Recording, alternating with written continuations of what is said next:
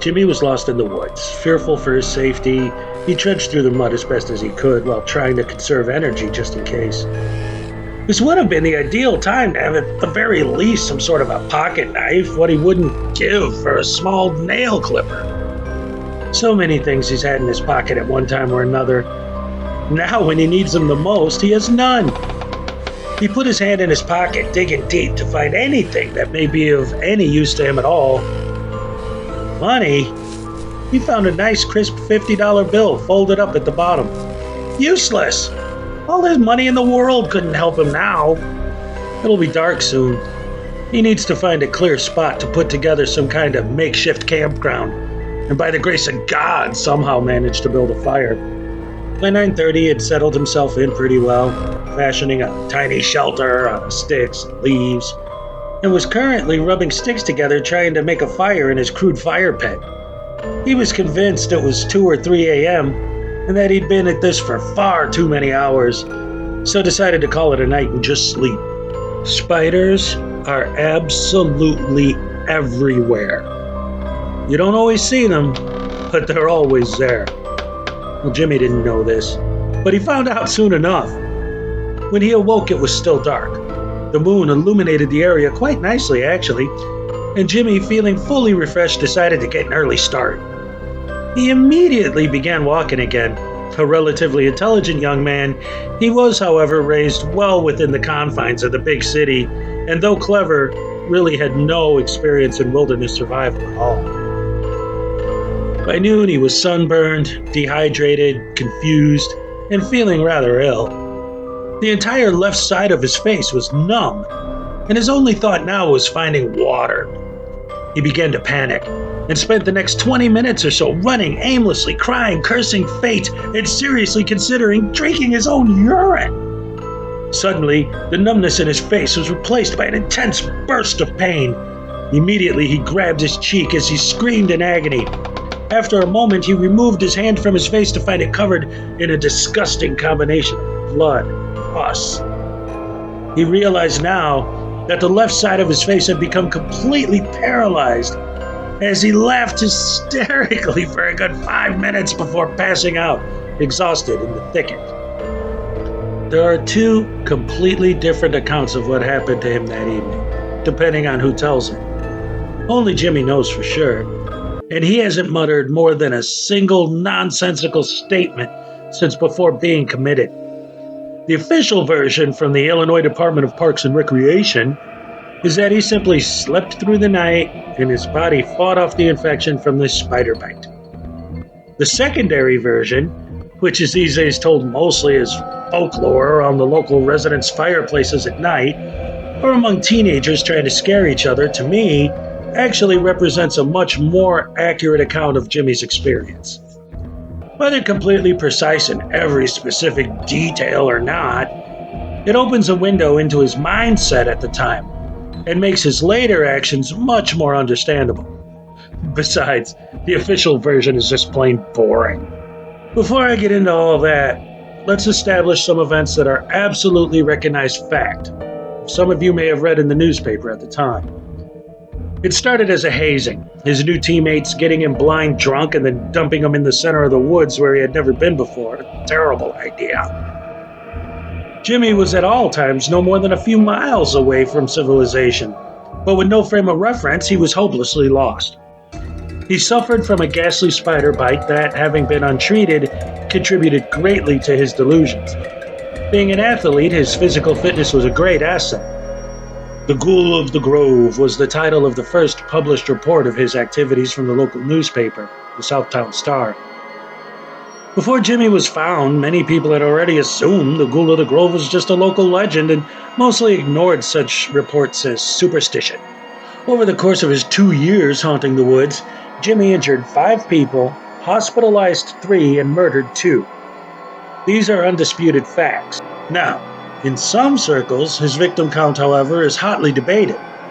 Some, who see him as a sort of anti-hero, having dubbed him the Defender of the Dead, try to deny that he ever murdered anyone, arguing manslaughter as opposed to homicide. While others point to a number of unsolved homicides in the area, as well as various local missing person reports, bringing the body count closer to 15 or 20. These are, all of them, conjectures. Whether a result of the spider venom induced fever frying his brain while he slept, or the effect of the same as he stumbled unwittingly upon a satanic ceremony at the cemetery, there is little doubt that it was the events of that first evening that transformed him into the ghoul or the defender, depending on your point of view.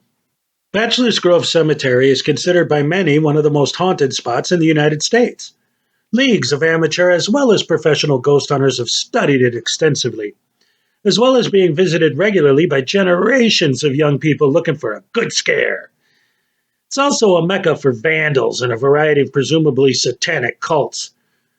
Growing up on the southwest side of Chicago, I'd always heard stories about it and had several friends who requested anonymity in this article, so I'll refer to them as Jack and Danny, that visited there often at night, taking pictures in hopes of finding some proof of the existence of the supernatural.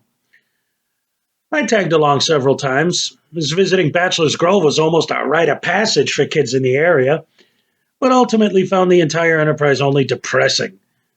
Witnessing the graffiti on the tombstones and half dug up graves served only to sour my stomach. It was during one such visit that I observed several disturbing things. There were the remnants of a large fire in the center of the cemetery, charred wood and ash placed very deliberately in the shape of a pentagram, shattered beer bottles scattered around in a manner that could only have been caused by someone throwing them at the tombstones. And most disturbing of all, a large tree limb on the ground from what was until then known as the hanging tree. The rumor being that in the 60s, the local fad was for depressed hippie teenagers to take LSD and hang themselves from the branch that hung over the cemetery gate, effectively dying already in a cemetery.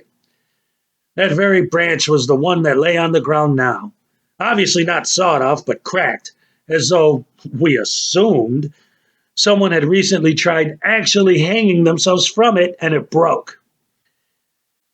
This experience stuck with me. And when I first heard the story, the unofficial version, that is, of what happened to Jimmy that first night, everything I saw when I was there was mentioned, as though we had arrived a day or two after that first night. So, about 18 months later, I was sitting in my basement watching TV when I suddenly was startled by a frantic knock on my door. I opened it to find the same two friends I had visited the cemetery with in a very agitated state. "Dude, I need a beer, man. Like, now," said Jack. And Danny nodded at me with an uncharacteristically serious look in his eye. Not even a hello, as they pushed their way past me directly to my refrigerator and helped themselves to a cold one. They sucked down their drinks in record time, grabbing another one each, and were chain-smoking Marlboros like they wanted cancer now. So agitated was their demeanor that for a moment my heart began to break as I assumed they had come to announce they had finally made the mythically inevitable move from marijuana to cocaine, as I had long feared due to their excessively addictive personalities. However, as it turns out, their tale was far less worrisome, yet no less startling. It seems that evening they decided to once again go ghost hunting at the cemetery. Being frowned upon by local law enforcement, entering at night is a tricky business, and one's best bet is to park quite a distance away and sneak in through the woods. As they made their way deeper into the wood, they began to notice a pungent stench, which seemed to follow them as they walked. At first they thought perhaps it was the scent of a dead animal, but as they continued, they could hear the rustling of leaves, and it became clear they were indeed being followed. Stalked by a hungry animal, perhaps? Their fear began to grow. The closer they got to the cemetery, the stronger the stench. As soon as the tombstones became visible in the distance, they were immediately confronted by the source of the horrible stench, a naked man. They said he was absolutely filthy, thin as a rail, with rotten teeth, long matted hair, and a long, scraggly beard.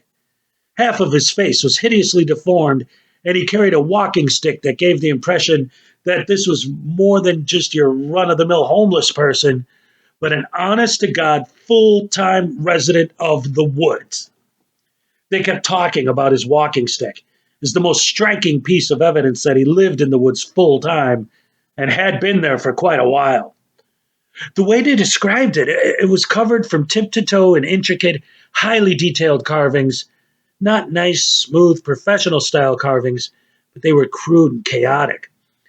It was obvious that the man had spent an insane amount of hours working the wood with some kind of blunt tool, perhaps a pointy bit of stone. The actual tip was a very dangerous looking, jagged mess of pointy bits of wood, like a fishing spear, their color a deep shade of brown that seemed to be created by dried blood. What did he say? I asked. He didn't say shit. He just looked at us with this look, man. I don't know, said Jack.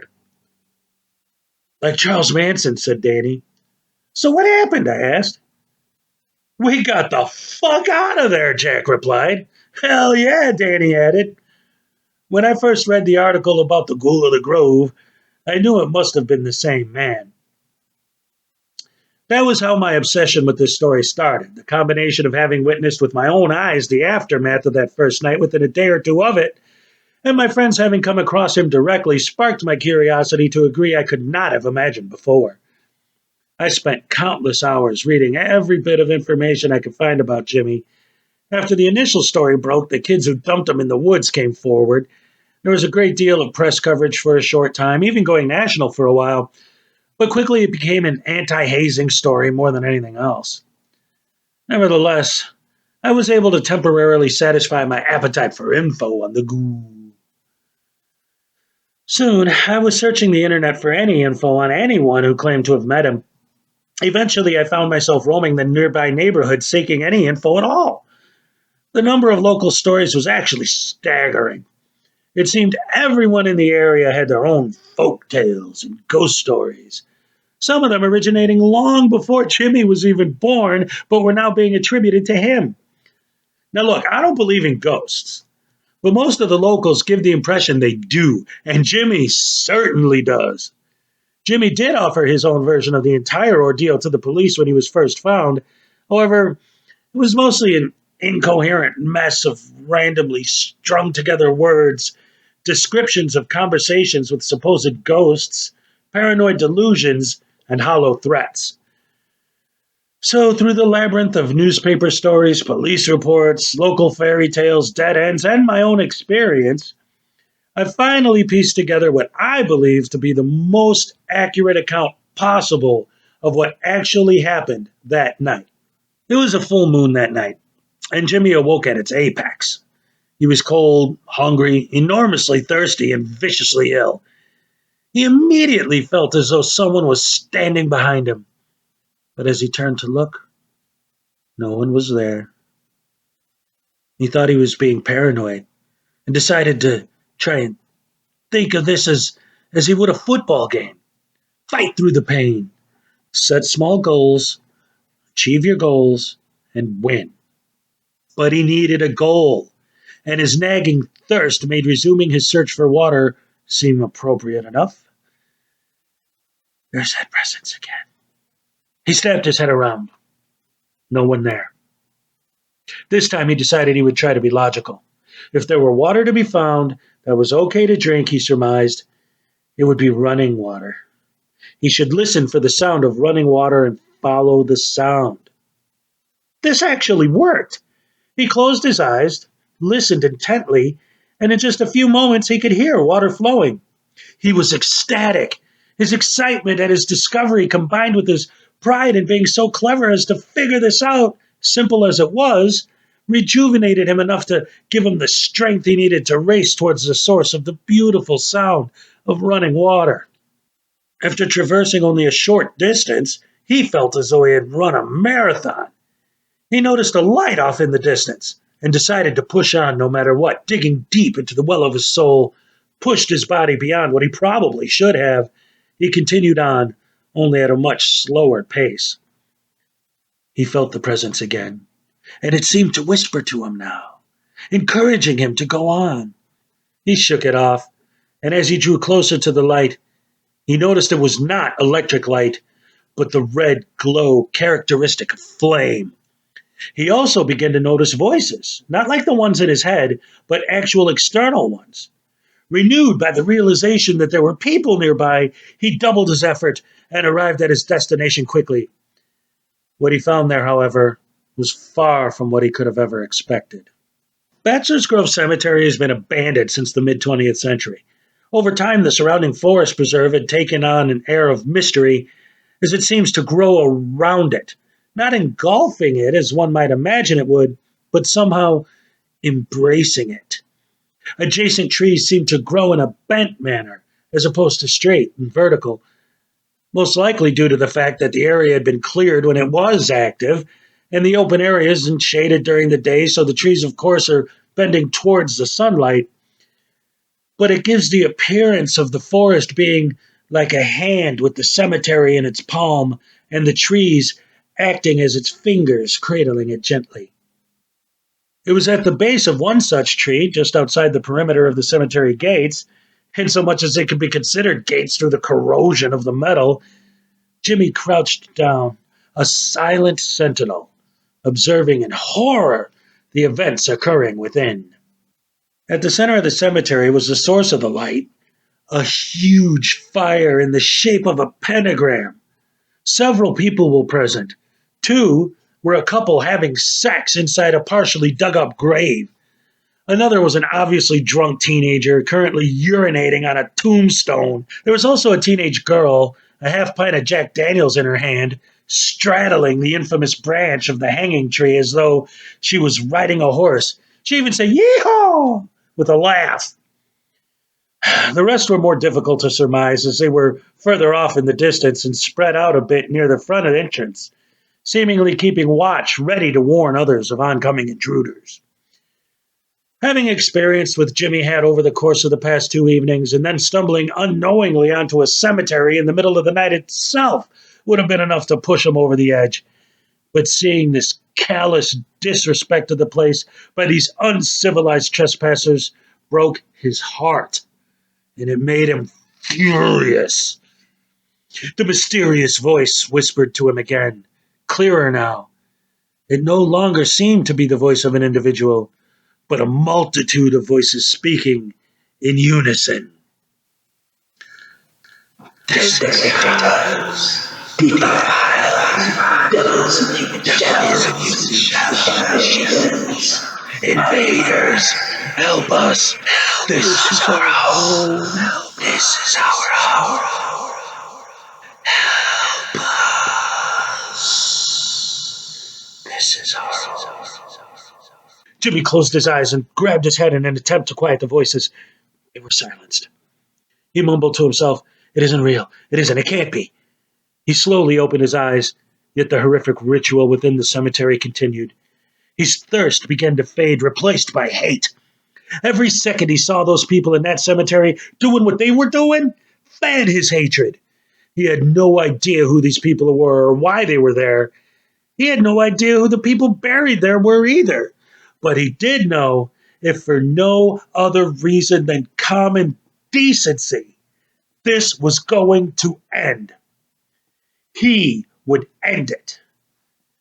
"Yes," whispered the wind. "End them." Now, crouched down in a nearby shrubbery, Jimmy stealthily made his way closer, taking in the scene and forming a plan of action.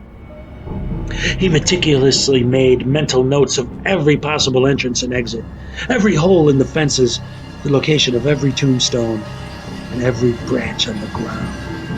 He imagined the layout of the cemetery as though it were a football field, and the people inside as the other team. He gathered up a few handfuls of small stones and filled his pockets with them. He took out that $50 bill and began to implement his plan. He had noticed it was a particularly windy night. He was going to use that to his advantage. The couple having sex were the easiest. They were already distracted enough. The girl in the tree would, at best, be able to toss the whiskey bottle at him, as getting down from the branch would take some time. The drunk guy would also be easy. He was skinny, and Jimmy had been in fistfights with drunken linemen. No, the challenge was the unknown, the mysterious figures wandering at the outskirts. His plan was to position himself well within range of getting off a couple of good headshots with his stones to the mystery men, waiting for a good breeze that would pull the $50 bill into the eyesight of the drunk guy.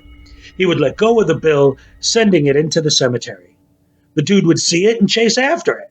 While he was busy with that, Jimmy would throw the stones at the mystery men, taking them out quickly, then would run into the cemetery, tackle the drunk, pound his face for a few seconds, and then immediately make his way back to the guy having sex, who would surely be distracted by trying to put his pants on, and tackle him down as well. The women would be an afterthought.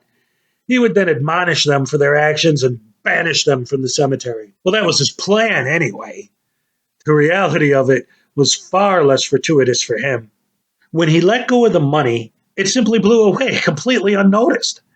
The stone he threw at the nearest mystery man merely grazed the side of his face, causing him to immediately summon his fellows, gathering quickly into a search party. There were 3. And as they also gathered up the 4 from inside the cemetery, there was now a party of 7 hunting for the stone thrower. Jimmy's heart began to race. Adrenaline filled his veins. For the briefest moment, he considered fleeing, but the voices came back. We are here. Do not fear. Do not fear. Pray for us. We are the dead. We are yours. We are you. You are change. We are you. We are you. At this, Jimmy snapped. Pure, vicious, visceral instinct drove him into a frenzy as he lunged out onto the closest person he could find. It was the drunk that urinated on the tombstone and broke the bottles. Having him on the ground, Jimmy beat him with a brutal ferocity, breaking his nose and knocking out several of his teeth in a matter of moments.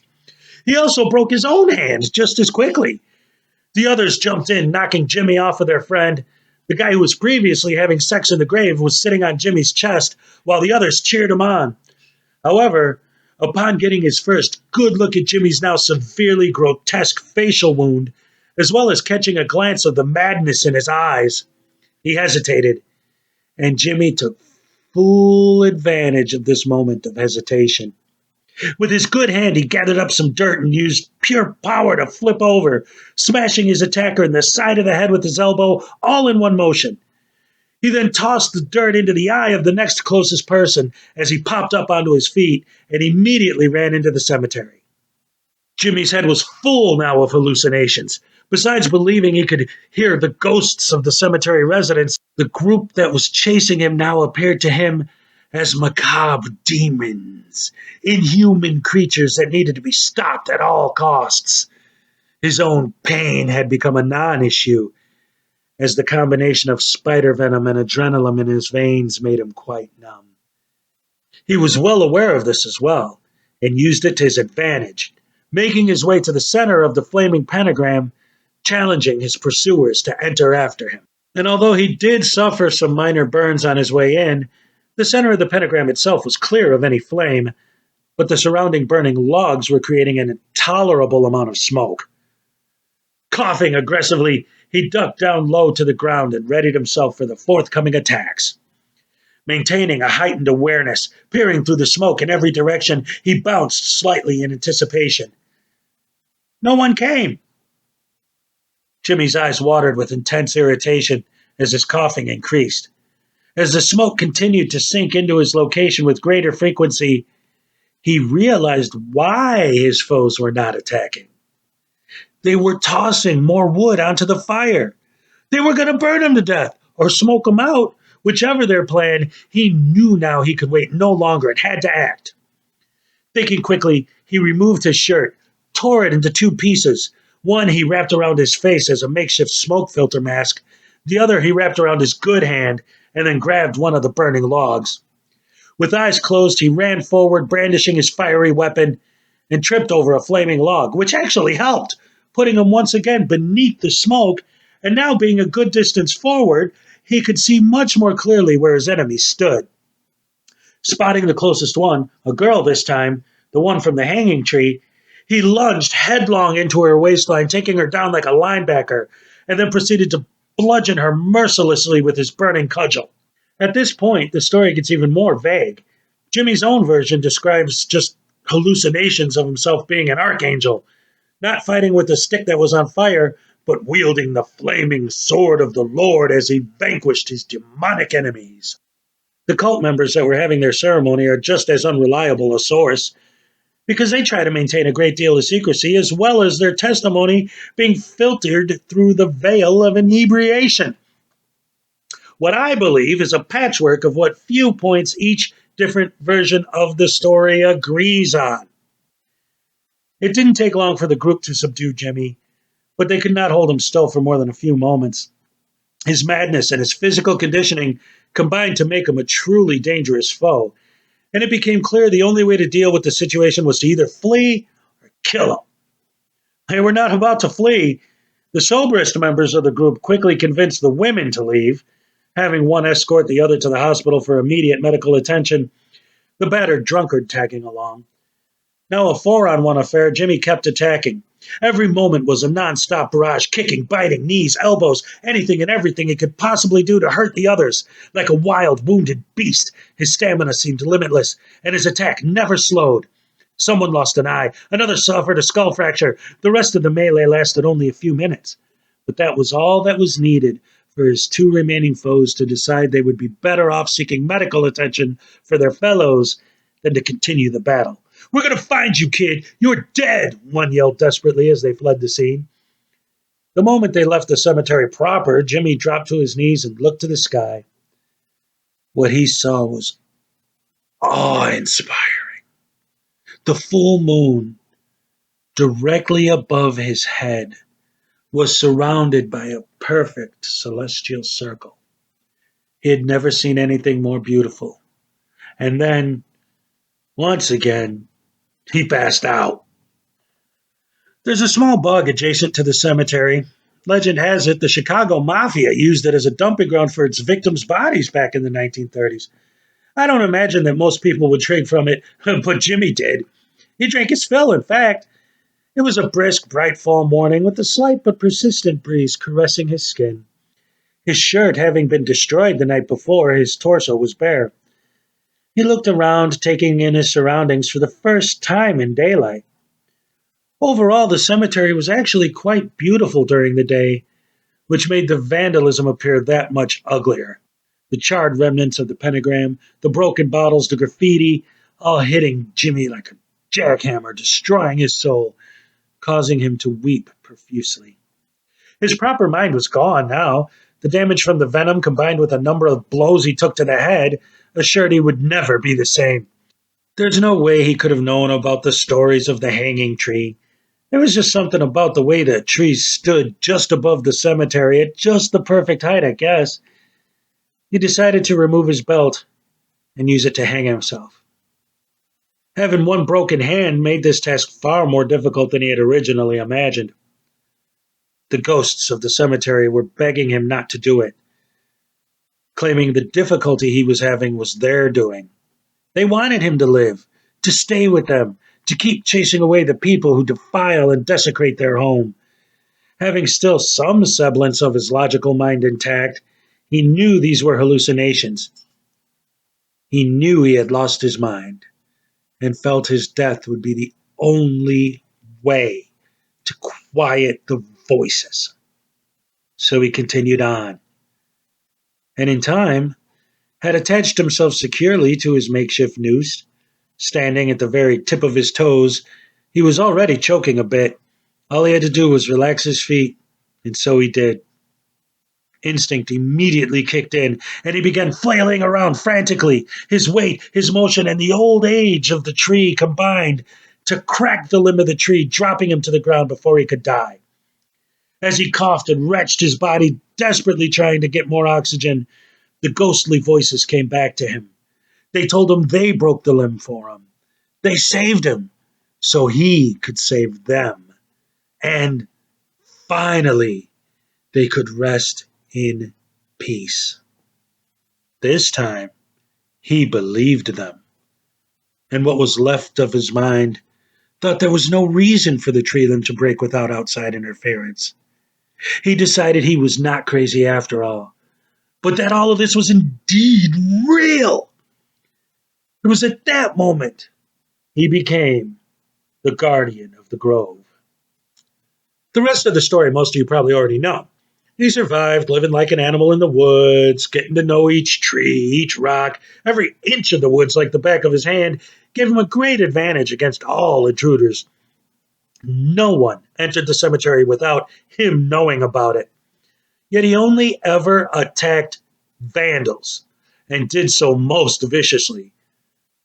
Ghost hunters and casual visitors were rarely made aware of his presence, attributing their feeling of someone being there, watching them, or following them to the heebie jeebies.